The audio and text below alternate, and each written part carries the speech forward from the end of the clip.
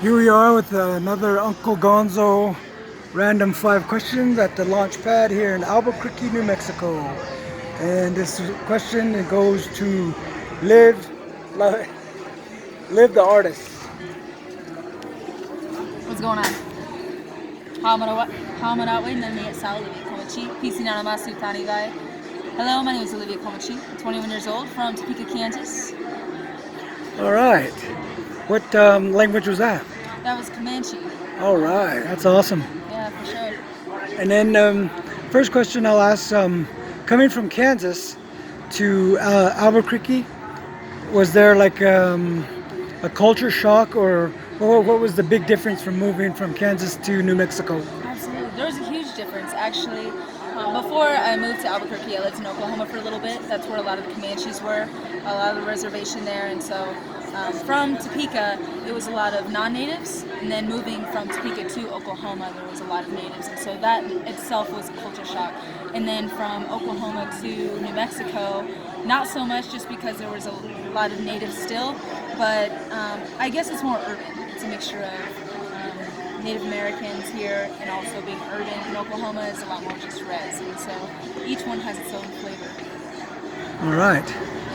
Okay. Can you explain or give a description on the type of music that you do?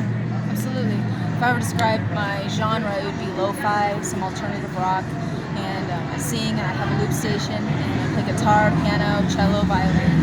So I'm a multi-instrumentalist and I'm also a vocalist. All right.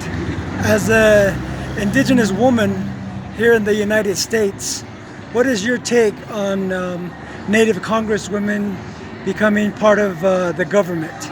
And how do you think that'll help us as indigenous people? Oh, I think it's really great. I think it's a great movement, and it's going to help the next generation just be more confident and just ready to be better. I think in itself, just all natives are just really happy to see change, and so I think altogether it's a really good thing that's happening right now. All right, awesome. Yeah.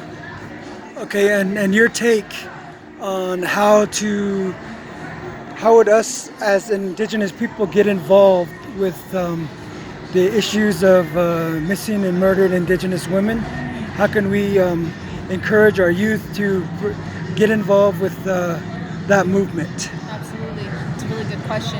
I would say to voice your opinion.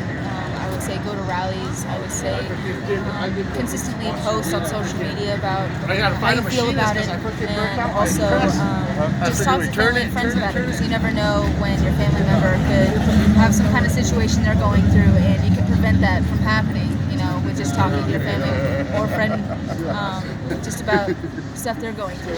And so I think just being more open altogether would really help. All right. And my last question usually pertains to our youth. And talking to our Native youth, particularly our Native young ladies, how would you encourage them to continue their language? Well, like you just introduced yourself. Absolutely. Yeah, a way to encourage it, I would say to do it every single day. Incorporate it in your daily schedule. Make it a habit. Make it something that's very consistent in your daily routine. Make it a ritual so it can be consistent. And so whenever you have a kid, then you can go and teach them how to speak a language, what the culture is, and just all of the background that is slowly dying away, just to preserve it as much as possible. I think it's one of the most important things right now is to preserve our culture and to practice it continuously. That's awesome. Yeah. Thank you. I appreciate it. Yeah, absolutely. Yeah, thank you so much. And I can't wait to see you on stage. Yeah, looking forward to it. All right.